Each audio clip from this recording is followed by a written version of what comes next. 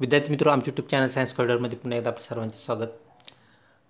आज जो आपला BEd CETचा पेपर झाला तो म्हणजेच 21 ऑगस्ट 2022। तर आजचा पेपरचा पहिला दिवस होता। यातील पेपर कसा होता तो आपण पाहणार आहोत। आपल्याला काही प्रश्नांची उत्तरे तसेच प्रश्न पाहायला मिळणार आहेत। यावरून विद्यार्थी मित्रों, ज्यांचे पेपर 22, 23 आणि 24 तारखेला आहेत त्यांना त्यांच्या पेपरचा अंदाज येणार आहे। तर चला पाहूया ही प्रश्नावली जी की आजच्या पेपरमधून म्हणजेच 21 तारखेच्या पेपरमधून मिळालेले प्रश्न आपल्याला इथं पाहायला मिळणार आहेत। विद्यार्थी मित्र, तत्पूर्वी आपण जर आमच्या चॅनलवरती नवीन असाल तर कृपया चॅनलला लाईक करा, शेअर करा व सबस्क्राईब करण्यास बिलकुल विसरू नका। तर चला पाहूया आजच्या प्रश्नावलीत आपल्या BEd CETमध्ये विचारण्यात आलेला पहिला प्रश्न। NEPचे पूर्ण रूप हे होय। तर विद्यार्थी मित्र, एक रिकामी जागा विचारण्यात आली होती तर त्याच्यामध्ये फुल फॉर्म विचारलेला आहे। तर NEPचे पूर्ण रूप काय आहे? 1. National education policy, 2. National environment policy, 3. Nation enquiry policy आणि 4. वरीलपैकी एकही नाही। विद्यार्थी मित्रों, नॅशनल एज्युकेशन पॉलिसी हे NEPचे पूर्ण रूप होय। तर त्याचं उत्तर ऑप्शन 1 आहे। तर विद्यार्थी मित्रों, अशा प्रकारचे 2 प्रश्न आजच्या प्रश्नावलीमध्ये विचारण्यात आले होते, म्हणजेच आपल्या आजच्या पेपरमध्ये विचारले होते। त्यानंतर पुढचा प्रश्न विद्यार्थी मित्रों, दुधवा राष्ट्रीय उद्यान कोणत्या राज्यामध्ये आहे? 1. राजस्थानमध्ये, 2. महाराष्ट्रात, 3. उत्तर प्रदेशमध्ये, 4. मध्य प्रदेशमध्ये। तर विद्यार्थी मित्रों, ऑप्शन 3 ते उत्तर प्रदेशमध्ये आहे।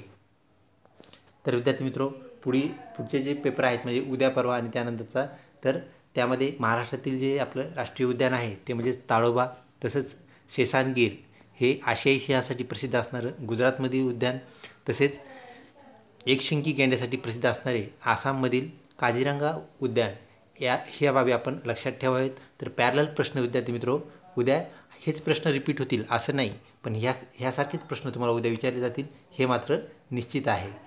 त्यानंतर पुढचा प्रश्न विद्यार्थी मित्रों, जो की आजच्या प्रश्नावलीमध्ये विचारण्यात आला होता, 10 कोटीवर किती शून्य असतात? 1. 5 शून्य, 2. 8 शून्य, 3. 6 शून्य, 4. 4 शून्य। विद्यार्थी मित्रों, 10 कोटीवरती एकूण 8 शून्य असतात हे लक्षात घ्या। तर 8 शून्य असलेले म्हणजेच ऑप्शन 2 हे आपलं उत्तर होय। त्यानंतर पुढचा प्रश्न विद्यार्थी मित्रों, कोणत्या पूर्वेकडील राज्यास स्कॉटलंड असे म्हणतात? तर विद्यार्थी मित्रों, ऑप्शन 1 मेघालय, 2 सिक्कीम, 3 शिलाँग। तर विद्यार्थी मित्रों, ऑप्शन 2 सिक्कीम या राज्यास भारतातील स्कॉटलंड असे म्हणतात। त्यानंतर पुढचा प्रश्न विद्यार्थी मित्रों, राज्यसभा उमेदवारासाठी वयाची किती वर्ष पूर्ण असावी लागतात?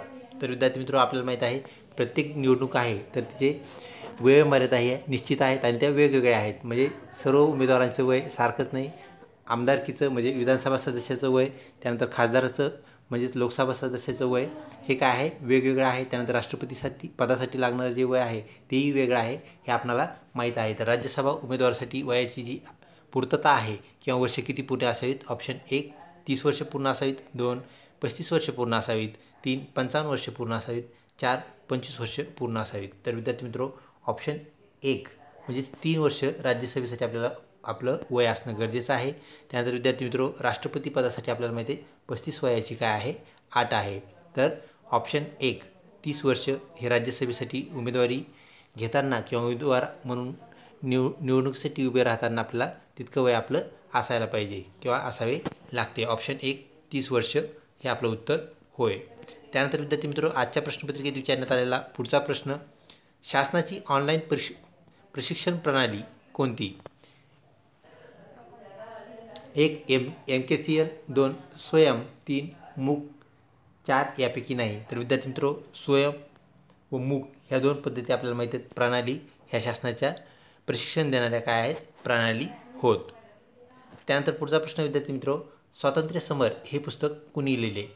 1 वि.दा. करंदीकर, 2 वि.दा. सावरकर, 3 अण्णाभाऊ साठे, 4 शिवाजी सावंत। विद्यार्थी मित्रों, ऑप्शन 2 वि.दा. सावरकरांनी स्वातंत्र्य समर हे पुस्तक लिहिलेले आहे। तसंच विद्यार्थी मित्रों, आपणास माहीत आहे माझी जन्मठेप हे वि.दा. सावरकर यांचे आत्मचरित्र आहे। तर उद्या आणि पुढचे जे आपले BEd CETचे पेपर बाकी आहेत तर त्या पेपरच्या अभ्यासामध्ये आपण हे निश्चित लक्षात ठेवा, यांचेच जे दुसरे पुस्तकं आहेत त्यावरती प्रश्न विचारण्याची शक्यता नाकारता येत नाही. म्हणजेच स्वातंत्र्यवीर सावरकरांची पुस्तके असतील किंवा अशा प्रकारची प्रसिद्ध पुस्तकं व त्यांची नावं हे आपण काय करावेत, पाठ करून ठेवावेत, लक्षात घेऊन ठेवावेत.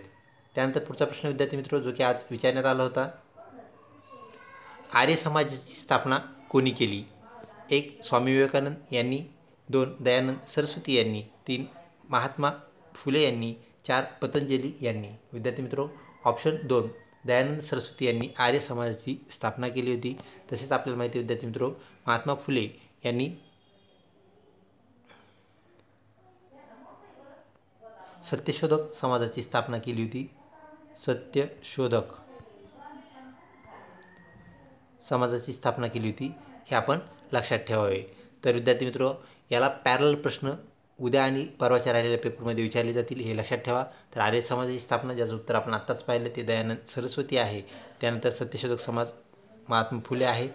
त्यानंतर विद्यार्थी मित्रो, अशाच अजून ज्या बाबी आहेत ज्या की याला पॅरल आहेत, समांतर आहेत, त्याचा आपण अभ्यास करावे, अध्ययन करावे. त्यानंतर विद्यार्थी मित्रो, पुढचा प्रश्न, वातावरणात कोणत्या वायूचे प्रमाण जास्त असते?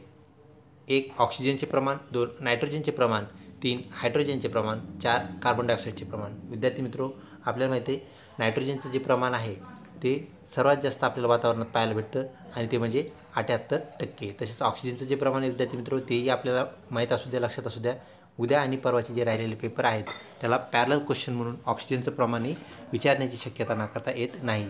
तर नायट्रोजनचं प्रमाण 78% हे आपलं उत्तर आहे, ऑक्सिजनचं प्रमाण 21% आणि राहिलेले जे इतर वायू आहेत विद्यार्थी मित्रो, तर वातावरणामध्ये आपल्याला त्यांचं राहिलेलं प्रमाण पाहता येतं. तर एकदम नगण्य असणारं प्रमाण आपल्याला कार्बन डायऑक्साईडचं पाहायला मिळतं. त्यानंतर विद्यार्थी मित्रो, पुढचा जो प्रश्न आहे तो पाहूया. तो म्हणजेच प्रश्न क्रमांक 10. परत आपल्याला एक फुल फॉर्म विचारलेला आहे विद्यार्थी मित्रो, तो म्हणजेच पूर्ण रूप काय आहे? तर CPU चे पूर्ण रूप डॅश डॅश हे होय. 1. Control point unit, 2. Central processing unit, 3. Control processing unit, 4 यापैकी नाही. तर विद्यार्थी मित्रो, सेंट्रल प्रोसेसिंग युनिट हे CPU चे काय आहे? पूर्ण रूप आहे. तर विद्यार्थी मित्रो, अशा प्रकारचे फुल फॉर्म जे पॉप्युलर फुल फॉर्म आहेत ते आपल्याला पाठ करावे लागतील, ते लक्षात घ्यावे लागतील. म्हणजे आत्ताच आपण वरती पाहिला नॅशनल एज्युकेशन पॉलिसी हा याच्या प्रश्नामध्ये विचारलेला म्हणजेच प्रश्नपत्रिकेत विचारलेला प्रश्न होय. तसेच सेंट्रल प्रोसेसिंग युनिट जो की CPUचं पूर्ण रूप आहे तोही विचारण्यात आला होता. त्याप्रमाणे आपण काय करायचं, इतर जे फुल फॉर्म आहेत त्याचाही काय करावा, अभ्यास करावा, ते लक्षात घ्यावेत.